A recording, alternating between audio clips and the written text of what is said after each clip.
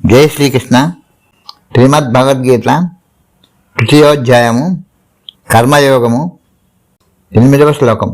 నీతం కురు కర్మత్వం కర్వ జాయోహ్య కర్మణః శరీర యాత్రాపి చ తేన ప్రసిద్ధేద కర్మణః. నీ విద్యుక్త ధర్మమును నీవు శ్రద్ధగా నిర్వర్తింపుము. అట్లు చేయుట అసలు కర్మ చేయకపోవట కంటెను ఉత్తమము. మానవుడు కర్మ చేయకుండా భౌతికమైన దేహమును కూడా పోషించుకొన జాలడు. 9వ శ్లోకం.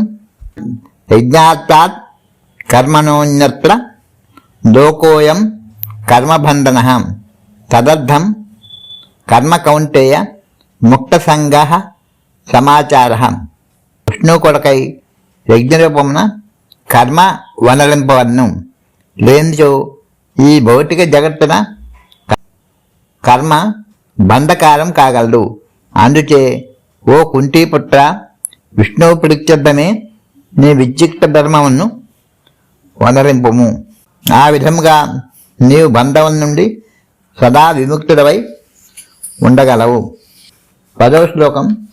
సహయజ్ఞాః ప్రజాః సృష్ట్యా పురోవాచ ప్రజాపతిః అనేన ప్రసవోజ్జిష్ట మేషవోశిష్ట కామదుక్.